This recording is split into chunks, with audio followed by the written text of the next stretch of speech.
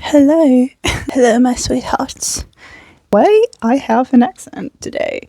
I'm crying.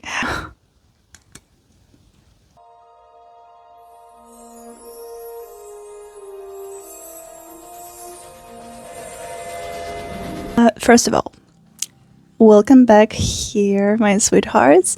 Today we will talk about Viper series by Rina Kent. My loveliest in this. Why I'm crying? In this month. What the fuck? Why am I crying? Viper series by Rina Kent. It's Beautiful Venom, it's Sweet Venom, and Tempting Venom. What is the Vipers trilogy? It's not a trilogy, actually, it's a series because you don't need to read first book and second book and then third book. You can choose whatever book you want and just read.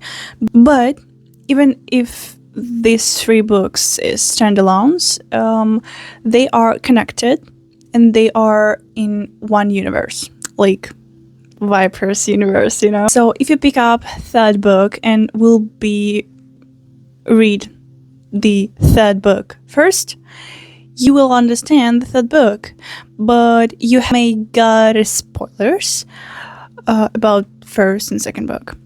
With the other books, it's the same. What the Viper series about? So we have three friends: Kane, Jude, and Preston. I always want to call him Armstrong. I don't know why. I'm so sorry. Simply, they are rich people. They have a high position in the secret society called Vancouver.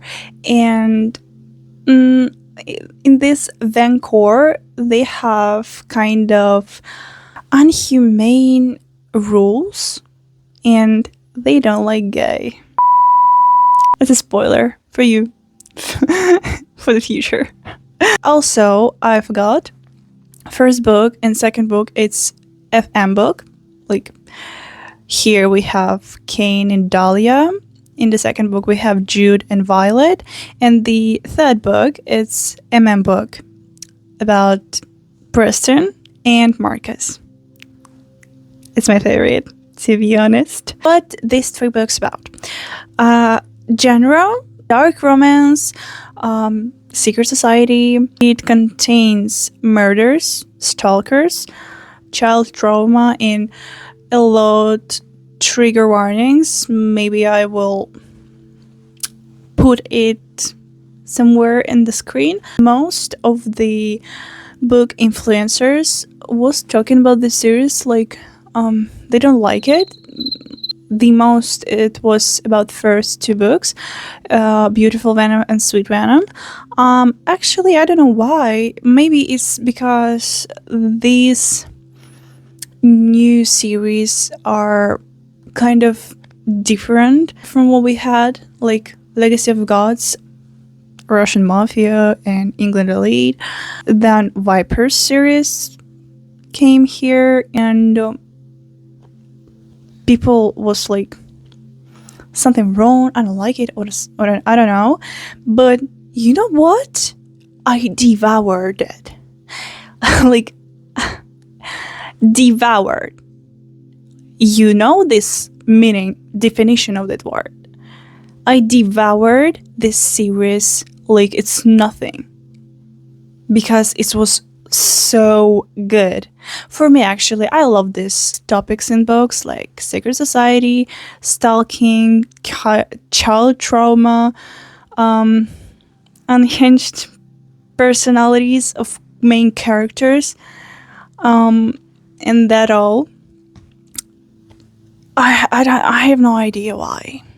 I'm so sorry if you don't like it, but I and my broken mind, we loved that. We was happy about that. And spoiler, the last book, Tempting Venom, it broke me. I was I was not just suffering. No. I was crying my eyes out. It was so hard to make it through, especially the last 10 chapters. What I can say about atmosphere in this book, we didn't have much about secret society in here, and we don't have much about hockey in here. We have more, I don't know how to explain that. I feel like it's about trauma that they had thanks for their parents, especially their fathers. Yeah, I can say here in this series we have more about trauma, about how parents, how communication with parents can influence you, and how you will behave in the future. It depends of what happened in your childhood. Because in the first book we had like Cain and Dahlia. We know that Dahlia is orphan and Cain had both parents, but Dahlia and Cain turn up the same, kind of the same. Yeah, in the second book, where we have Violet and Jude, they have one common trauma. It's mommy issues, and they will fix it or their own way, but they will. And in the end, we can see the different ways to fix mommy issues trauma. And in the last book, Tempting Venom, we have Marcus, who had a sweetest mother, and he had her sweetest mother in the world, and he had the kind of a piece of asshole father. And we have Preston Armstrong. Oh my god, it's my baby. He had both parents. He was the prettiest child in the world, but then something happened. I don't want to spoil it to you. You will cry on your own. Something happened. His mother died, and before she died, the trauma was settled. Then she died, and after that, he had mommy issues and daddy issues and a bouquet of psychological issues. He can share if you don't mind. And we can see how these issues, these traumas will be working out in the real life, you know? Yeah, here we have kind of a staggering of things, but oh mind, it's books. It's exactly why we read books. In this series we have family dynamics because they are all business partners, and three friends, Jude, Cain, and Preston, are the future of this whole thing.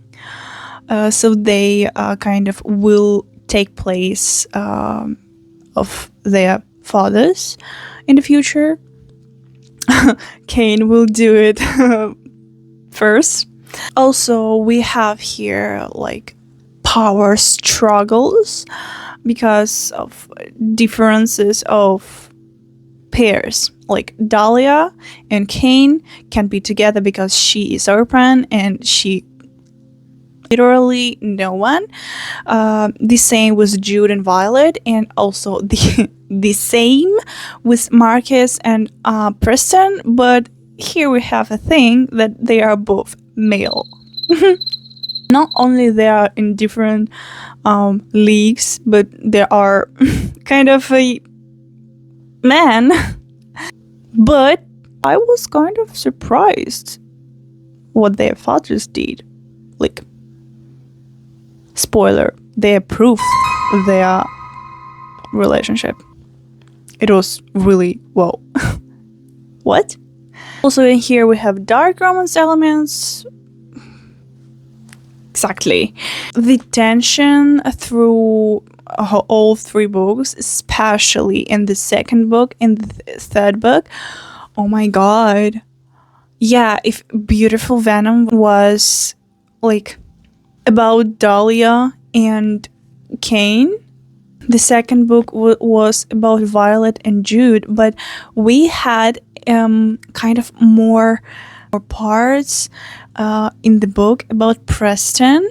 And actually, I can say that Preston was the main character of this series because his relationship with Dahlia, he never said her name properly, like Dallas, Dordash, Dior, Daisy, whatever. He called her all the names, but never, and I mean it, never, he said her name, her real name. The situation in the second book that we had, like a spoiler for third, and all his appearances and sentences, his phrases in all three books was like, I don't know, the sun shine on him and he like, yeah, you can't survive without my godless presence, you know, bitches. I almost quote it. If we will talk about how book feels in comparison with Royal Elite or Legacy of Gods or Villain series, if we will compare with each book, okay, Beautiful Venom have the same vibes with God of Malice, but Cain is darker than Killian. Sweet Venom can be compared with God of Wrath. Just not darker. They are the same with Jeremy. Yeah. Maybe the Violet story can be a bit darker than Cecily's, but they have different types of trauma, so vibe, they are kind of the same in the darkness. I don't know. And the last but not least, actually, the Tempting Venom. Obviously, I will compare it with God of Fury, but Tempting Venom, the way darker. If here trigger phrase that was heartbreaking was you saw, here the phone call. You've reached emotional terrorist and part-time hockey legend Preston Armstrong. If I'm not answering, I'm probably ignoring you on purpose, so maybe lose my number. If you're part of Preston's VIP club, leave a message and I might grace you with my attention. I can't be the same anymore. ChatGPT asked me some questions about this series. It's actually 3, so you can answer in the comments also. But I will answer here. Who surprised me the most? It was, I can say that I was surprised, but I expected that. But also to read this, it was hard. But it was Preston. Yeah, obviously. Who frustrated you? Like, you know, it was Dahlia. Even if she was a wise person in here, she sometimes did, like, really stupid actions. I don't know. Who deserved more page time? I don't know. Maybe it's because I'm biased, but I wanted more about Marcus. Because I loved him. It's my favorite character in this series. I don't know. We had enough, I guess, but because I love Marcus, I want to have kind of more about Marcus, but it's actually was enough.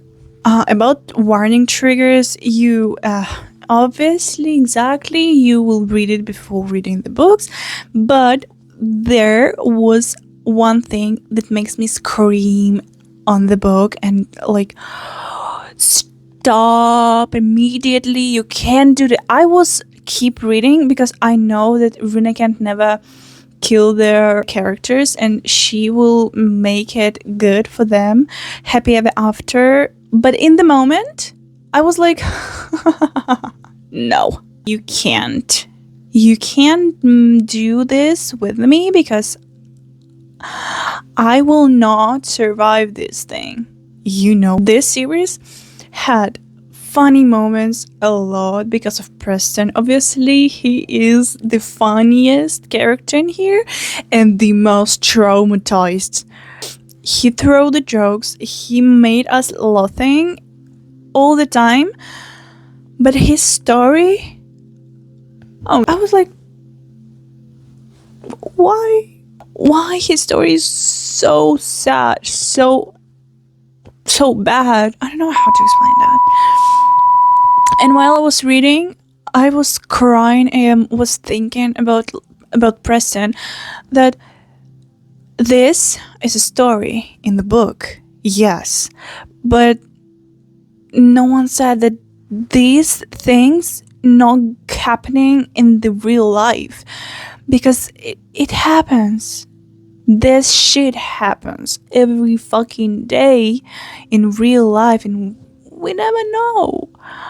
And you know, people are talking about like it's nothing because it's a defense mechanism in your brain, but it's not nothing. And people don't talk about it because it's humiliating, because it's something shaming. I have so bad feelings when I just think about it. And I wish you have someone who can hear you, who can protect you, and I wish that someone is you, or you have your Marcus in your life. If you ask if this series is underrated, yes. Actually, I don't know, because I saw just more about how people don't like it than how people like it. So it's this series, for my opinion, is underrated. I liked it. I loved it. Would I reread it? Maybe yes, in the future. And I would like to reread Tempting Venom because I like suffering. Would I recommend this? 10 out of 10, yes. I will recommend this if you like dark romance, if you like secret society things in romance, if you like elements of hockey in romance, if you like enemies to lovers. Is it? It is. If you like revenge in its second book, if you like morally gray characters, its first book. Kane is morally gray character, believe me. If you like protective heroes in books, they're actually not heroes, they're characters, but all three main male characters are protective, especially Kane, Jude, and Marcus. Preston is the one who need protection. If you're not into dark romance, you just don't pick up these books ever. Yeah, this all, just read the triggers and know your triggers. So my final rating, 5 stars for all 3 books. It's obvious. My favorite book as trilogy is Tempting Venom. My favorite character in the series is Marcus, but I actually love Preston because he is that sunshine in the room who will make you laugh. So I like Preston in this way. I love his character, but in all series, I love Marcus. It's because he kind of close to own my own personality, because I am that person who will listen, who will protect in my way, who will accept you. You can kill people, but if I care about you, I will accept you no matter what you do. So I feel like Marcus is kind of close to my personality, and this is the reason why I like his character in this way. Favorite couple? It's obvious. Preston and Marcus. And I have a few questions for you. First, what's your favorite Rina Kent series? Maybe it's Vipers. Second question for you is, do you think Vipers is underrated? Because I think it is. What do you think? And the last question, which Rina Kent book or series I should review next? So you can find in my IG and TikTok videos, edits, videos about Tempting Venom. Also about Sweet Venom and Beautiful Venom, you can find it in my social media. I was enjoying to make videos about Tempting Venom. Oh my god. Marcus and Preston, their chemistry, it's something else. I don't know what Rina Kent did for make their chemistry this way, but it was delicious. It devoured Tempting Venom of 2 days because this was so good.